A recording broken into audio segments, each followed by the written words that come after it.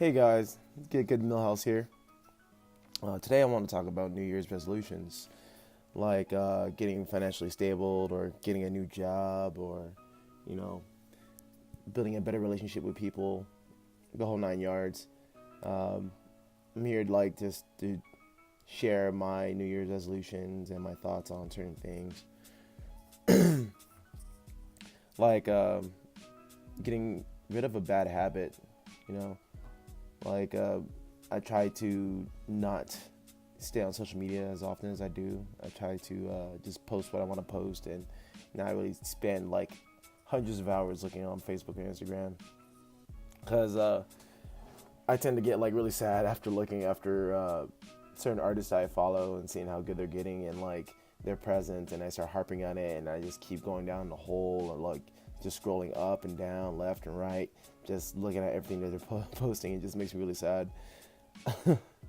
But yeah, like just changing those type of habits where now like when I wake up I'll meditate for a little bit and then maybe read a book and start my day with like a quick little workout or something. Just doing small little changes like that, just to see like how it goes, just to like open up my mind. Also like to talk about like how people will talk about like how bad years are. So this year I'm planning on making some big changes. Like my biggest goal for this year is raising as much money to pay off my student loans and start working more and more on my social networking sites. I feel like I'm trying to get rid of like $70,000 of debt, and I know that sounds highly ambitious, and it sounds really ambitious to me. Some people might not be as ambitious. For the people who already have like businesses and stuff like that, already got older, and they're like 70 grand, that's like $7 to me, or for people who have that type of lifestyle. But for me, like I have never seen $70,000 in my hand or owned up to $70,000. So this year I'm gonna see like which ways I can do to manufacture and come up with ways of coming up with $70,000 to bring it down. Oh, and now I'm thinking back at it, I'm like, I don't know. And I'm sorry for my raspy voice. It's been getting really cold, and the place that I work in, the music is really loud, so I have to raise my voice often. So, my voice is kind of strained. So I apologize about that. But big stuff, I'm planning big stuff. I'm planning on getting my website published this up and coming month or this month. Also started to work on projects with friends. I have an online store where I sell clothes and t-shirts and apparel, and I'm just trying to like see where I can fit in. But I also want to bring my friends into it. I have a bunch of friends that I went to school with, and we're all just graduated. We didn't get into like an industry job or anything like that, and I just assume it's like the skill level, or I don't know, confidence, whatever. But I wanted to come up with a website where all my friends can jump in and work and do whatever the hell they want to do, draw the stuff they like to draw, and if we make any money off of it, that'd be great too. So it's kind of like a competitive thing, like who can sell the most in a month, and then we have bragging rights between our group. So I thought it'd be like really fun. So working on jumpstarting one of my projects that I've been working on. It's a story called "We Are Your Friends," and that I will elaborate more in the future when I get it all like figured out. It's been a story I've been working on since like for years, but I didn't know how to approach it either through storyboarding, animation, or the first thing I was trying to do was like I used to draw and paint on clothes a lot, so I try to make a story out of all the things I painted on. So will actually follow like every different item that I wear. It's like a little part of the story that takes place in my little creation. And just better overall. I have a how to draw book by Scott Robertson. I think that's it. Let me Yep, Scott Robertson.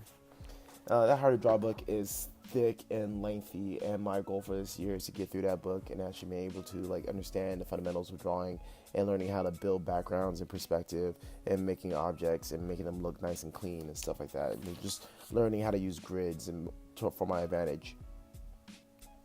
But other than that, I like to talk about the years that have passed so far and the stigma of people saying that 2018 or 2017 was like the worst year ever. And it's always funny because like, oh, all these people died 2017 or 16 or something like that, and it's always the worst year ever. And for some people that is their worst year ever, aside from their favorite like role models like passing away or something like bad or traumatic happened that year, and it's been keeping them down ever since. And to me, it's just a narrow way of thinking.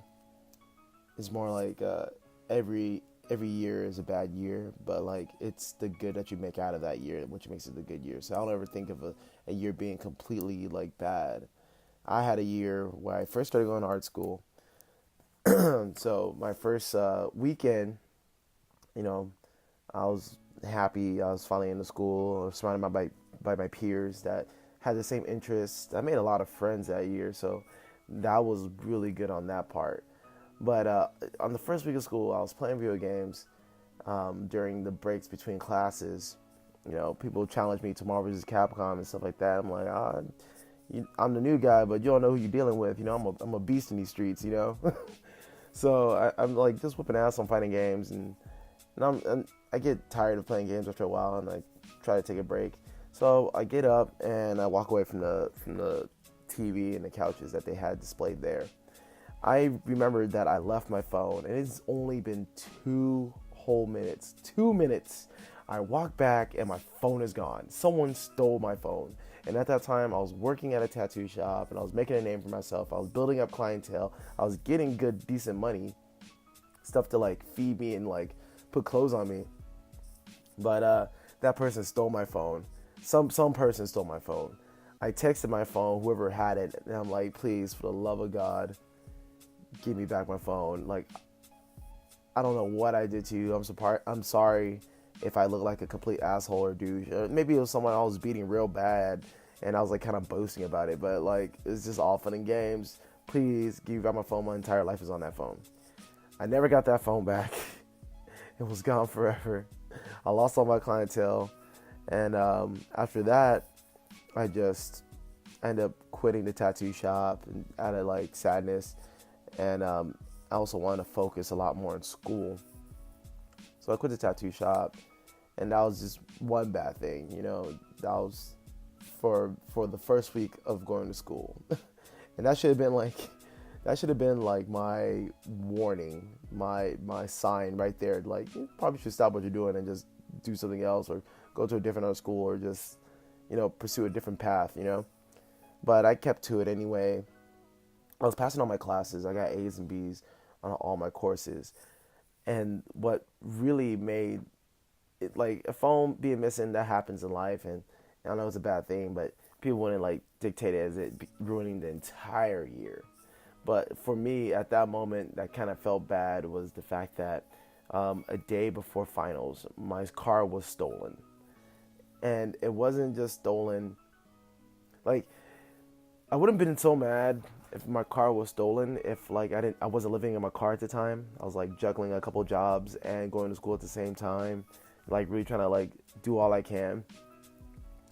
I had stuff in my car that I got specifically for school, or that was like priceless to me, and like in memorabilia. I had like Anime Expo stuff that I bought, and I totally forgot to take it out of my car. I had new Dre Beats, like I got it for my birthday. I had an old laptop that I fixed to like completion. That it was like running smooth and everything for work for school, because I didn't have a computer. So that's all I had. I had a tablet. I had the Intuos 4 when it first came out. I got it because I knew I was like, I'm going to this art school. I want to get really prepared. So I want to really get good at digital drawing. I got a tablet. I was really big into Magic and Yu-Gi-Oh! I had a trunk full of old Magic cards, and I was flipping Yu-Gi-Oh cards like mad crazy. I had tons of cards. When I came to my art school, and I found out like the Yu-Gi-Oh players, I was like that Kaiba on everybody. Like I went to tournaments, I played a certain way. I played more professionally. Everyone played for fun. I took it really serious. Like if I misplayed in 1 or 2 steps, I scoop immediately and call it a game. Like you win, shake your hand. Don't even try.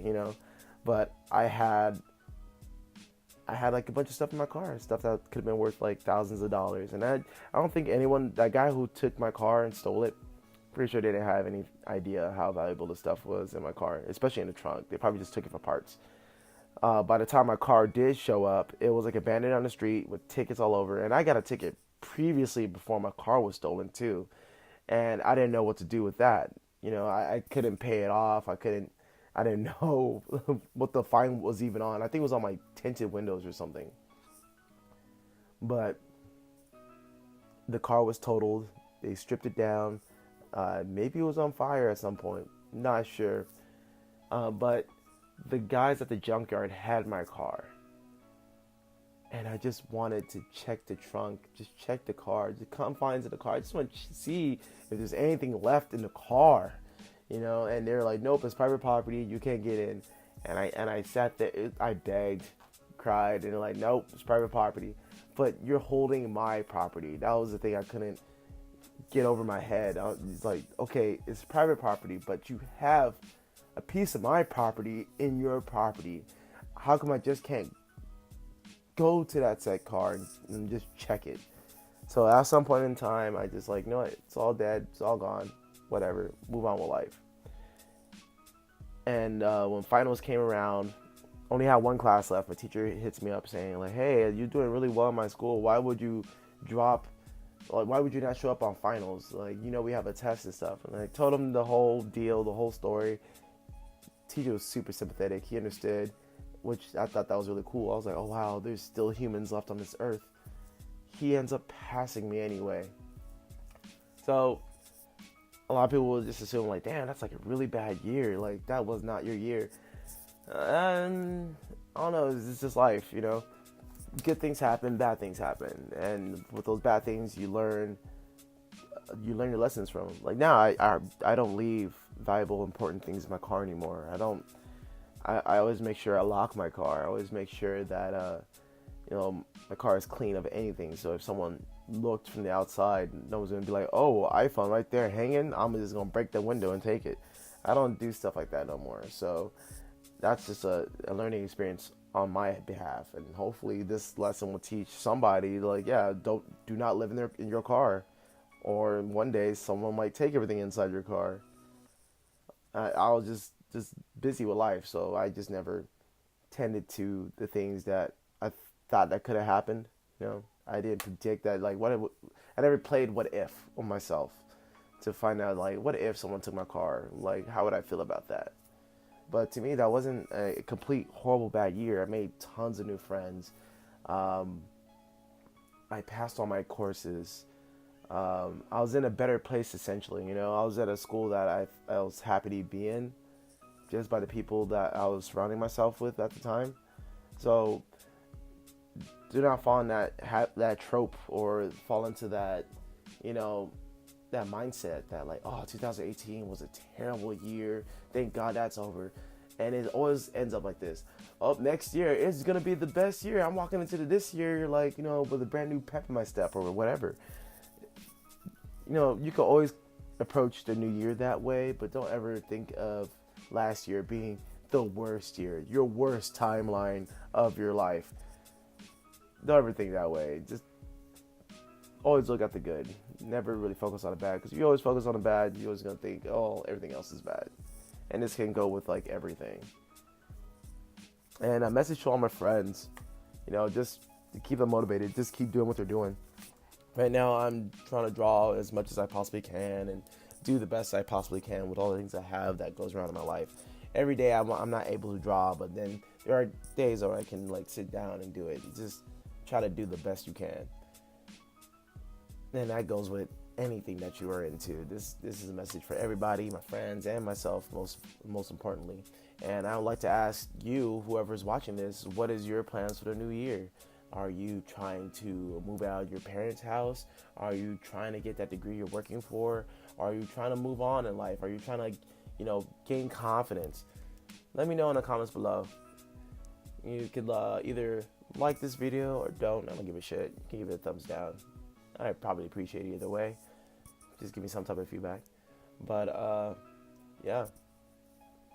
Peace.